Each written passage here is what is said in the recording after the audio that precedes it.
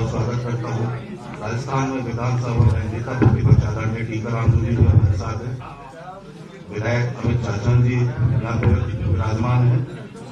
हमारे संगठन महासचिव ललित गुणवार जी, महासचिव जसवंत गुर्जर जी और हमारे AICC के प्रवक्ता उमेश यादव जी भी हमारे साथ हैं। मैं सभी का स्वागत करता हूँ और मैं आमंत्रित करता हूँ आदरणीय धोनी खेड़ा साहब आपको संबोधित करेंगे। धन्यवाद स्वर्णिम जी। मेरे भाई टीकाराम जूली जी, ललित जी, जसवंत गुर्जर जी और आप सबका बहुत बहुत स्वागत। 90 महीने हो चुके GST लागू हुए। सबसे पहले एक आपको चौंकाने वाला आंकड़ा देना चाहता हूं। 90 महीने में औसतन रोज एक सर्कुलर निकला।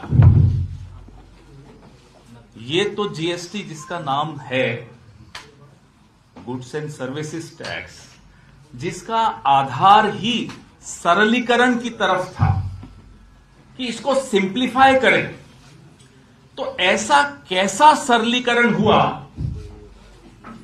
कि 90 महीने में रोज एक सर्कुलर निकला। यह मोदी सरकार का GST है। इसलिए आज हम 12 शहरों में 12 नेता पूरे देश में GST पर प्रेस वार्ता कर रहे हैं। मिडिल क्लास को, छोटे व्यापारी को, गरीब तबके को सबसे ज्यादा चोट इस GST से पहुंची है। जो 64% GST 2021-22 में 64% GST जो इकट्ठा हुआ, वो देश के 50% आबादी ने दिया। ये एक और चौंकाने वाला है। तो 64% तो गया 50% आबादी से, जो मिडिल क्लास है, गरीब है, उससे गया, और 10% बड़े अमीर लोगों ने दिया। वो कितने लोग? 3% अमीर लोगों ने 10% GST दिया। तो देखिए GST की सबसे ज्यादा मार कैसे मिडिल क्लास को, व्यापारी को, छोटे व्यापारी को, मुझे और आपको, हम सबको पड़ रही है। 9 दरें GST की हैं आज की तारीख में, स्लैब्स जिसको हम कहते हैं, 9 स्लैब्स। पहली बार ऐसा हुआ आजाद हिंदुस्तान में कि किसानों पर अलग अलग उनकी इक्विपमेंट पर, ट्रैक्टर पर GST लगा दिया। किसी सरकार ने कभी भी किसानी पर टैक्स टेररिज्म या टैक्स का आतंकवाद नहीं लागू किया, लेकिन इस सरकार ने किसानों की जो लागत है वो बढ़ा दी। वादा किया था 2022 तक तो आय दुगुनी कर देंगे, उल्टा क्या हुआ? लागत दुगुनी कर दी GST की माध्यम से। 9 दरें जैसा कि मैं आपको बता रहा था, 0%, 5%, 12%, 18%, 28%, ये तो 5 बड़ी दरें हो गई। फिर 0.25% एक और दर, फिर 3% की एक और दर स्पेशल कैटेगरी, और फिर कुछ ऐसे कॉम्पोजिशन स्कीम में 1.5%, 6%, अलग अलग इतनी दरें आपने बना दी। फिर आप कहते हो कि आप सरलीकरण की दिशा में GST लागू कर रहे हो। कौन सा सरलीकरण है? और 5 साल में, अभी एक तीसरा आंकड़ा मैं आपको देना चाह रहा हूं जो बहुत चौंकाएगा आपको, और आप हैरान हो जाएंगे कि आप वोट भी देते हैं, आप टैक्स भी देते हैं, और आपको जो सुविधाएं मिलती है वो कैसी मिलती है। 5 साल में इनकम टैक्स 240% वृद्धि हुई इकट्ठा करने में, और GST की संग्रह में 177%, 177% वृद्धि हुई। अब आप आंख बंद करके सोचिए कि इसका लाभ आपको क्या मिला, आपके परिवार को क्या मिला, आपके शहर को क्या मिला, आपके राज्य को क्या मिला, और आपके देश को क्या मिला। भैया आप अगर टैक्स दे रहे हो तो कुछ सोच कर दे रहे हो कि भाई मुझे लाभ मिलेगा, मेरी सड़कें अच्छी होंगी, मेरे जीवन का स्तर अच्छा होगा, मेरे को बिजली अच्छी मिलेगी, पानी अच्छा मिलेगा, रोजगार के अवसर मिलेंगे, परिवार को लाभ होगा, लेकिन कुछ नहीं मिलेगा, कुछ नहीं मिला। बेतहाशा वृद्धि और नतीजा कुछ नहीं, सिफर, जीरो। कोई रोबोट हो या कंप्यूटर हो तो शायद जीएसटी को समझ पाए। विदेशों में एक्सपर्ट्स ने प्रयास कर लिया कि भारत के जीएसटी को थोड़ा समझें, परिभाषित करें, सरल करें, कोई नहीं कर पाया। यहां तक कि जो अरविंद सुब्रमण्यम नाम के व्यक्ति हैं, मुख्य आर्थिक सलाहकार रहे हुए हैं प्रधानमंत्री के और जीएसटी के आर्किटेक्ट कहूंगा मैं उनको, वो खुद कहते हैं कि ये एक राष्ट्रीय त्रासदी है, इट्स अ नेशनल ट्रेजेडी। स्वर्गीय डॉक्टर मनमोहन सिंह ने 2017 में जब जीएसटी बन गई, लागू हो गई, तब मनमोहन सिंह जी ने बड़ी अच्छी एक बात कही, बड़ा अच्छा स्टेटमेंट दिया कि हम तो खुद जीएसटी के पक्ष में थे, हम लागू करना चाहते थे, लेकिन जिस तरीके से ये जीएसटी बिना देखभाल और पर्याप्त तैयारी के, ये उन्हीं के शब्द हैं, जिस तरह से ये लागू हो रही है, ये गरीब और मध्यम वर्ग को लूटने की नीति है, ये डॉक्टर मनमोहन सिंह ने कहा था। और उनकी बात आज, इसी 10-15 दिन पहले उनका देहांत हुआ, उनकी बात आज सबको याद आ रही है कि वाकई सही कहा था उन्होंने, जीएसटी एक चोट है हम सब पर। आपने एक और मैं आपको बात बताता हूं, जीएसटी के बारे में जितना ये शोषण कर रहे हैं वो तो कर ही रहे हैं, उसके बावजूद 2 लाख करोड़ की चोरी जीएसटी की 2023-24 एक साल का यह आंकड़ा है, 2 लाख करोड़ की चोरी। और 2023-24 इससे पहले 22-23 में 1 लाख करोड़ की चोरी हुई, तो उससे दुगनी एक साल में डबल हो गई चोरी। और इनपुट टैक्स, आप में से कई लोग समझते हैं, इनपुट टैक्स क्रेडिट जो है, इसमें जो धोखाधड़ी हो रही है, 35,132 करोड़ रुपए की चोरी वहां हुई, जो अभी पकड़ी गई। जो नहीं पकड़ी गई वो पता नहीं कितनी होगी। जो मैंने आपको किसानों का बताया, हमने, कांग्रेस पार्टी ने जो 2024 का चुनाव था उसमें अपने मैनिफेस्टो में जानबूझकर ये इसीलिए लिखा था कि जीएसटी 2.0 की अब आवश्यकता है। जो 2017 में लागू हुआ वो फेल हुआ है, और 2.0 हमने इसलिए वादा किया था कि आम लोगों पर उसका बोझ, टैक्स का, कर का कम हो। हाल के महीनों में मोदी जी ने हमारे घोषणा पत्र की कई बार नकल करते हुए पकड़े गए।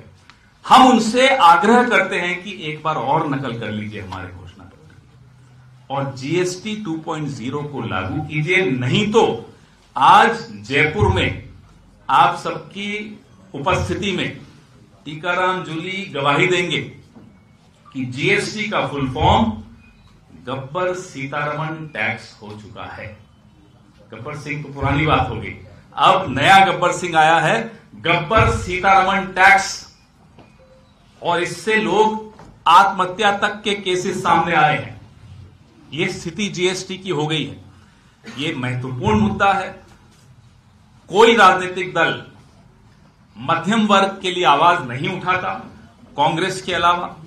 कांग्रेस पार्टी मध्यम वर्ग के ऊपर इस तरह की बेतहाशा चोट के खिलाफ पूरे देश में आवाज उठाएगी, उठा रही है। और इस बजट से पहले, बजट सत्र से पहले हम जानबूझकर इस मुद्दे को और ज्यादा बढ़ा रहे हैं, ताकि बजट जब सेशन हो तो संसद के, पूरे संसद का ध्यान इस मुद्दे की तरफ जरूर जाए। आपके सवाल। अशोक गहलोत जी ने कल कहा है कि दिल्ली में जो है कांग्रेस की सरकार बनने की संभावनाएं लग रही हैं। आप ही के नेता हैं पृथ्वीराज चौहान जी, उन्होंने कहा है कि इस बार सरकार अरविंद केजरीवाल की बनेगी। अभी बात हुई थी रास्ते में पृथ्वीराज चौहान जी से, गठबंधन अगर होता तो ज्यादा अच्छा। पृथ्वीराज चौहान जी से अभी बात हुई। उन्होंने कहा मेरा अर्थ बड़ा स्पष्ट था कि अगर इंडिया गठबंधन चुनाव लड़ता तो गठबंधन की जीत होती। अब चुनाव खुला है, कोई भी जीत सकता है और मोमेंटम कांग्रेस के पक्ष में जाता हुआ दिख रहा है। अभी उन्होंने खुद कहा और शायद थोड़ी देर में स्टेटमेंट भी बोल रहे थे कि मैं दे रहा हूं। तो आप दिल्ली पता नहीं कब आए, पिछले 15 दिन में। अभी हमारे कुछ साथी पत्रकार मिले, वो आए। कांग्रेस पार्टी को जिस तरह से वहां अब सुना जा रहा है लोगों द्वारा भी, और मैं बड़ा हैरान हूं ये देखकर कि मीडिया द्वारा भी उससे लगता है कि भाजपा और आप दोनों कांग्रेस की बढ़ती लोकप्रियता से और इस बात से परेशान हैं कि लोग अब उनको पूछते हैं कि 15 साल कांग्रेस का शासन अब हमें याद आ रहा है, पिछले 10 साल में जो तबाही हुई, लोग अब उसके खिलाफ वोट देना चाहते हैं। बीजेपी का तो कोई शासन 27 साल पहले था वहां, तो लोगों को याद ही नहीं है। कांग्रेस को अब सब याद करते हैं। लेकिन जो निचले तबके हैं उनको टारगेट जीएसटी जितने भी झुग्गी झोपड़ी हैं, हमेशा 11 तारीख को मीटिंग लेके उनके प्रधानों से बातचीत करेंगे, अपने नेताओं को भेजा जा रहा है, वो वहां पर खाना खा रहे हैं उनके साथ। क्या ये वोटों को जो पूरा इकट्ठा कर उनके साथ वहां खाना खाते हैं और बाकी सारा खाना अदानी को खिलाते हैं, तो अब कौन उनकी बात को गंभीरता से लेगा? झुग्गी झोपड़ी में आप बैठ जाओ, उससे क्या फर्क पड़ता है? सब कुछ पूरा देश तो आप गौतम अदानी को दोगे और फिर कहोगे देखो हम झुग्गी झोपड़ी वालों के साथ खाना खा रहे हैं, उससे कुछ नहीं होने वाला। आपकी जो राजस्थान की पुरानी सरकार है उसके कई फैसले मौजूदा सरकार यहाँ बदल रही है या समीक्षा कर रही है, इस पे आपका क्या कहना है? पर्ची सरकार, पर्ची आ गई होगी कहीं से कि ये बदल दो। अभी जो पर्चियों पे मुख्यमंत्री बनते हैं, मुझे तो नाम भी इनसे बार बार पूछना पड़ता है टीकाराम जी से, आजकल कौन है मुख्यमंत्री। तो अब छोड़िए ना, वो पता चला कि नर्मदा का पानी ला रहे हैं, सुना प्रधानमंत्री जी, अब राजस्थान में नर्मदा का पानी ला रहे हैं, बताइए। तो शुरू में तो अब इनकी बातों को मजाक में टाल लीजिए। जी, कांग्रेस लगातार चुनाव आ रही है, अभी पिछले राज्यों में भी और अब आगे और चुनाव होने वाले हैं। क्या लग रहा है इस संगठन को बचाने की कवायद होगी? क्योंकि कांग्रेस लगातार चुनाव हारती, तो आगे क्या रणनीति रहने वाली है? कांग्रेस संगठन मजबूत किस तरह से होगा या फिर यूं ही सिलसिला रहेगा? हिमाचल, तेलंगाना, कर्नाटका, झारखंड, जम्मू कश्मीर, पिछले 2 साल का मैं रिजल्ट बता रहा हूं आपको, ये लगातार हार रही है। मेरे को इस बात पर थोड़ी आपत्ति है। हार जीत अलग चीज होती है और संगठन को मजबूत करने की कवायद कोई ऐसा नहीं होता कि आज शुरू हुई और कल खत्म हो गई। ये भी लगातार चलती रहती है। एक जीवित पार्टी है, एक जीवंत पार्टी है, उसमें लोग आते हैं, नए विचार लाते हैं, नए आइडियाज लाते हैं। तो ऐसा नहीं है कि संगठन आज मजबूत करना शुरू किया और कल मजबूत हो गया। लगातार होता रहता है, निरंतर प्रक्रिया है। और जो बेलगावी में हम लोगों ने एक शपथ ली थी, एक तरह से इस पूरे साल में संगठन में जितने रिक्त पद हैं उनको न केवल भरा जाएगा, उनको सुदृढ़ किया जाएगा, उनको सशक्त किया जाएगा। पवन जी, मेरा ये सवाल था कि मुख्यमंत्री रहते हुए सरकारी दर का सबसे ज्यादा दुरुपयोग दिल्ली में तो केजरीवाल ने किया, जिसके विरुद्ध आप लोग अभियान भी चला रहे हैं, और राजस्थान में वसुंधरा राजे ने किया। वो दोनों बंगले बने रहने के लिए मुख्यमंत्री जो पहले के थे अशोक गहलोत, उन्होंने पूरा उनको सहयोग किया। तो यहाँ भी ये मुद्दा उठाएंगे आप जैसे दिल्ली में उठा रहे हैं? मुझे यहाँ का ये मुद्दा नहीं मालूम। मुझे ये मालूम है कि एक शीश महल बना है दिल्ली में और एक राजमहल बना है दिल्ली में। आपने राजमहल के विषय में नहीं पूछा, ये भी मेरे को अभी समझ में आ रहा है धीरे धीरे। वो राजमहल जो प्रधानमंत्री जी ने अपने लिए बनाया है वो भी देखते बनेगा। अगर आपको या हमें कभी मौका मिले जाने का, वो मौका मिलेगा नहीं, न मुझे ना आपको, लेकिन सुनते हैं कि करोड़ों करोड़ों करोड़ों रुपए का वो एक राज भवन बना है, वहां राजमहल बना है। और शीश महल के विषय में तो आप लोग देख ही रहे। जयपुर के मामले को स्किप कर रहे हैं आप, वसुंधरा जी वाला तो मैंने मुझे मालूम नहीं जिस मामले में, तो उसमें तो टीकाराम जी बता पाएंगे, मुझे कैसे मालूम। जी जरूर करूं जी। सर, तो एक सवाल और है मेरा। सवाल पे कोई जीएसटी नहीं लगती, पूछिए, दो पूछिए। संगठन पे पूछ लेता हूँ कि जब अभी खड़गे जी ने कहा था, जब आपकी सीडब्ल्यूसी हुई थी तब भी, कि काफी ऐसा बदलाव करने की जरूरत है, कांग्रेस को कांग्रेसी के नेता ही है वही हरा देते कई बार, इस तरह की स्पीच लेकर आया था। तो बदलाव करेगा कौन? खड़गे जी को ही तो करना है, कोई बीजेपी वाले तो करेंगे नहीं कांग्रेस में आगे बदलाव। नहीं, बदलाव हम सबको करना है। हमारी पार्टी में इतना लोकतंत्र है, जैसे मैं अगर सूचना और प्रचार विभाग को देखता हूं, मीडिया विभाग को देखता हूं, तो उसमें मेरी भी जिम्मेदारी है कि मेरे को क्या बदलाव करना है। वो तो खड़गे जी से तो वो तो नहीं बोलेंगे, मुझे ही करना होगा। तो राष्ट्रीय अध्यक्ष ने हम सबको आह्वान किया कि आप जो जो जिम्मेदारियां आपको मिली हैं उन जिम्मेदारियों को अच्छी तरह निभाइए और जो परिवर्तन करने हैं वो कीजिए। तो जैसा मैंने आपको कहा, एक परिवार है, एक जीवंत परिवार है, जीवित पार्टी है, बदलाव चलता रहेगा और हम सबकी जिम्मेदारी है बदलाव। जीएसटी पे सवाल नहीं पूछ रहे हैं आप लोग। सर, जीएसटी मुद्दे को कौन भी अब उठा रहे हैं, लोग तो इसको याद कर नहीं रहे। इससे मुद्दे अडानी, जीएसटी, पब्लिक कनेक्ट नहीं हो। पब्लिक आप जाइए, चलिए अभी मेरे साथ चलिए, जौहरी बाजार चलते हैं, खाना मैं खिलाऊंगा, चलो ये भी, और एक एक ट्रेडर से बात करते हैं। जिस पार्टी ने, बचपन से हम सुनते थे कि बीजेपी तो बनियों की पार्टी है, पूछो, चलो चलिए मेरे साथ, ट्रेडर्स की हालत क्या कर दी बीजेपी ने, चलिए भाई। वोट, गांधी जी असहयोग आंदोलन चलाते थे क्या? वोट के लिए चलाते थे, देश के लिए चलाते थे।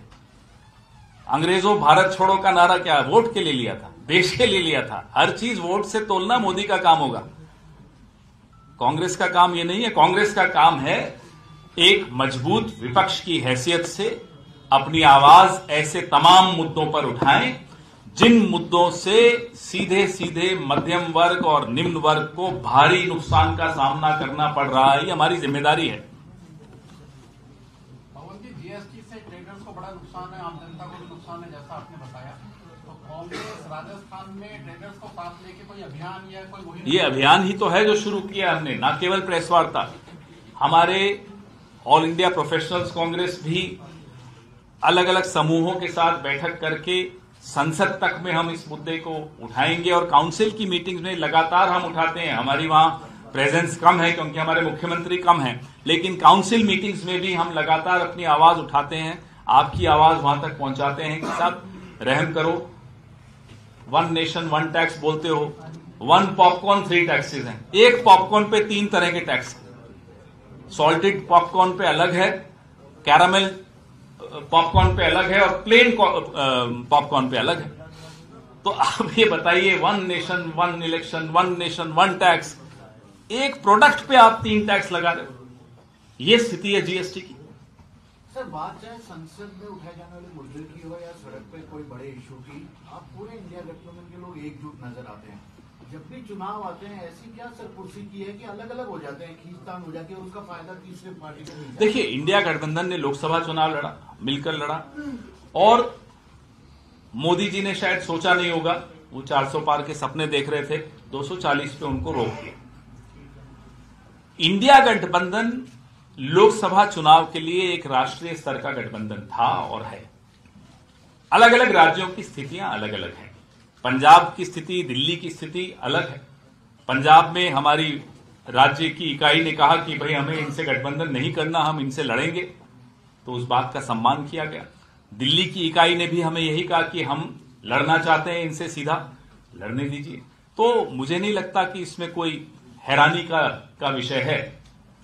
पवन जी, सर अगर दिल्ली की इकाई नहीं कहती तो क्या कांग्रेस के स्तर पे?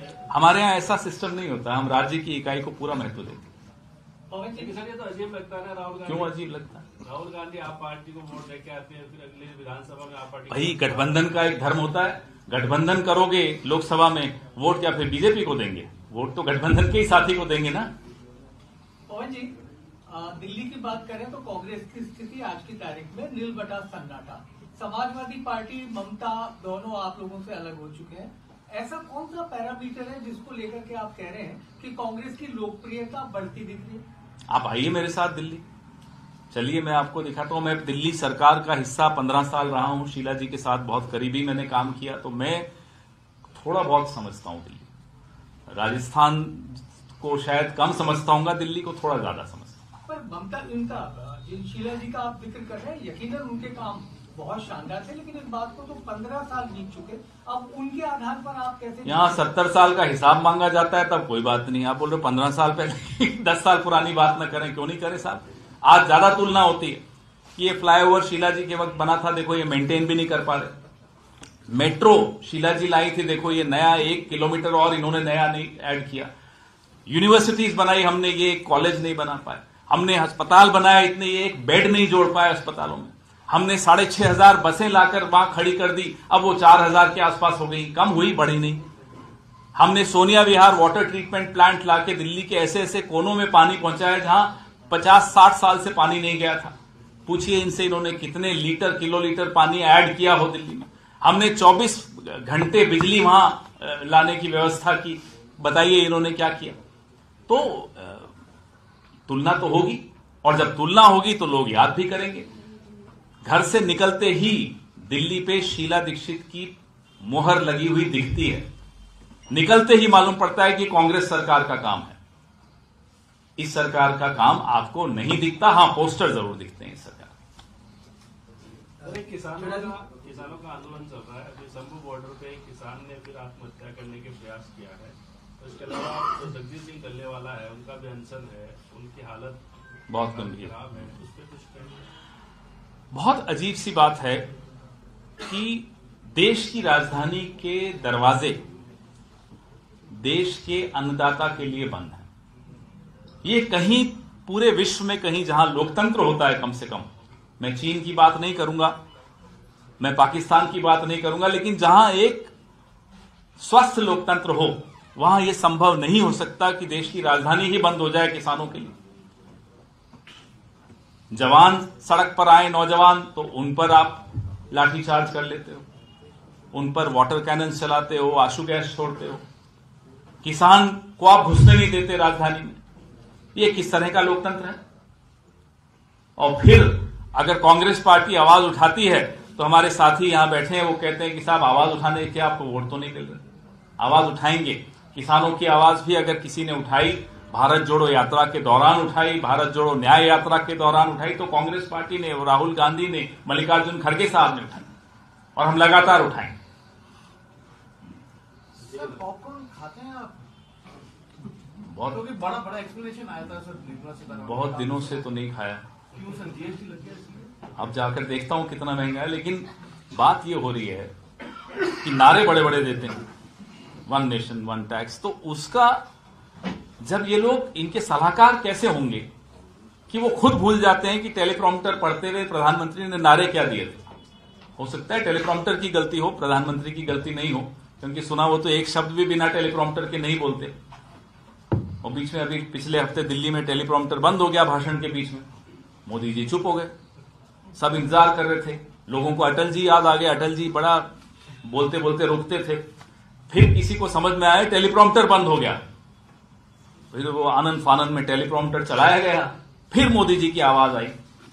तो नारे देते वक्त तो टेलीप्रॉम्प्टर पे निर्भर करते हैं, एडवाइजर आते हैं वो पूरे नारों की मिट्टी पलीत कर देते हैं। One nation one tax, one popcorn, 3 taxes. Sir आप एक तरफ कहते हैं कि हम लोकतंत्र और संविधान बचाओ लड़ाई लड़ रहे हैं, लेकिन और लोकसभा चुनाव में और विपक्ष इंडिया गठबंधन है वो एकजुट दिखाई भी देता है, लेकिन राज्यों में जब चुनाव आते हैं तो आप आपस में लड़ते हैं, तो क्या राज्यों में लोकतंत्र सुरक्षित है? अभी जवाब दिया ना मैंने। दूसरा ये इसमें जब आप इस तरीके से करते हैं तो इससे कोई विचारधारा की लड़ाई नजर नहीं आती, बल्कि ऐसा लगता है कि आप सत्ता के लिए लड़ रहे हैं। जी नहीं, बिल्कुल गलत बोल रहे हैं आप। राष्ट्रीय स्तर पे हमने गठबंधन किया और वो आवश्यक इसलिए भी था कि अगर उस वक्त हम इकट्ठे नहीं आते तो जो इनकी नीयत थी, इनकी जुबान पे वो बात बार बार आ भी जाती थी कि संविधान बदलना है, संविधान बदलना है। आज से नहीं आ रही है, संविधान के खिलाफ तो ये दशकों से हैं। जो इनके वैचारिक गुरु जिनको ये मानते हैं, उन्होंने संविधान के विषय में क्या क्या कहा।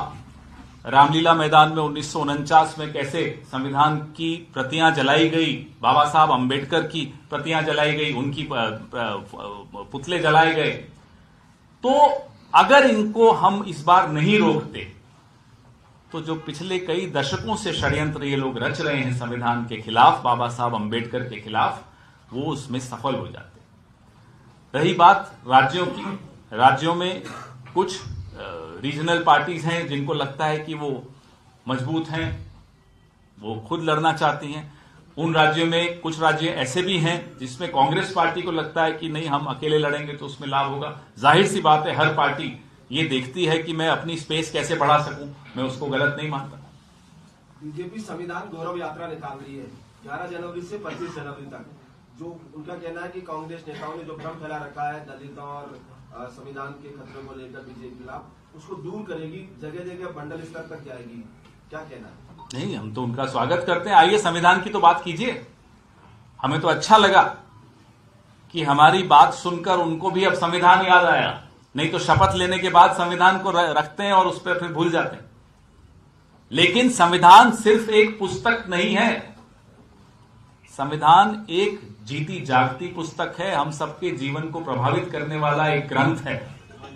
सिर्फ उसके लिए एक जुलूस निकाल देने से काम नहीं चलेगा, उस पर अमल करना होगा। आप सरकार में हैं तो आपकी जिम्मेदारी और ज्यादा है, अमल कीजिए। अमल का मतलब क्या होता है? पत्रकारों को पत्रकारिता करने दीजिए, हस्तक्षेप मत कीजिए, विपक्ष को आवाज उठाने दीजिए, गला मत दबाइए, यही होता है संविधान। और अगर नौजवान और किसान अपनी मांगों को लेकर सड़क पर आते हैं, राजधानी में आना चाहते हैं, तो राजधानी के रास्तों पर कील मत बिछाइए, आने दीजिए किसानों को। आज एक किसान ने शंभू बॉर्डर पे जहर लेने की कोशिश की, क्या ये संविधान है? ये संविधान के प्रति सम्मान है? क्या ऐसे गौरव रखा जाएगा संविधान का? वो कह रहे हैं कि कांग्रेस ने ही पद पद पर अम्बेडकर का अपमान किया, उन्हें चुनाव नहीं जीतने दिया गया, चुनाव लड़ने नहीं दिया गया अम्बेडकर को। राज्यसभा में कैसे जीते? कौन उन्हें राज्यसभा में लाया? नहीं, इतिहास तो इनको पढ़ने की आदत है नहीं, न इतिहास बनाने में इनका कोई योगदान रहा, न इतिहास पढ़ते हैं। इतिहास को बदलने की और भटकाने की कोशिश जरूर करते हैं, हम सफल थोड़े होने देंगे। अंबेडकर जी के हाथ से लिखी चिट्ठी अभी खड़गे साहब ने बेलगाम में हमें सबको दिखाई, जिसमें उन्होंने पूरा खुलासा किया कि वो कैसे चुनाव हारे और किसने षड्यंत्र किया, कौन थे वो संघ समर्थित लोग, वो सब बातें सबके सामने हैं। हम और आप, क्योंकि आप पत्रकार हैं, जाहिर सी बात है आप पढ़ते हैं, आपकी आदत है, हमारी भी थोड़ी आदत है पढ़ने लिखने की। इनकी आदत ही नहीं है पढ़ने लिखने की, टेलीप्रॉम्प्टर पढ़ते हैं बस, उसके अलावा कुछ नहीं पढ़ते। अच्छा, एक आखिरी क्वेश्चन और कि जीएसटी को लेकर सब लोग प्रताड़ित हैं, चाहे ट्रेडर्स हो, आम जनता हो, ग्राहक व्यापारी, सब परेशान है। क्या आपको लगता है कि जो आपने आंदोलन शुरू किया जनता सड़कों पर उतरेगी? क्या लगता है ऐसा पूरे देश की जनता और सरकार इसको लेकर घबराकर वापस लेगी, या कुछ ऐसा लगता है? देखिए, ये सरकार, माफ करना शब्द तो गलत है, कायरों की और डरपोकों की सरकार है। इस देश में अगर कोई सबसे बड़ा कायर है तो इस देश का प्रधानमंत्री। जरा दबाव नहीं झेल सकते, पत्रकारों के सवाल नहीं झेल सकते, बिना टेलीप्रॉम्प्टर के बोल नहीं सकते। ऐसे आदमी को ये याद दिलाना कि साहब ये लोकतंत्र है, अगर हम सड़क पर आएंगे तो आपको सुनना होगा, कोई मुश्किल काम नहीं है, सुनेंगे।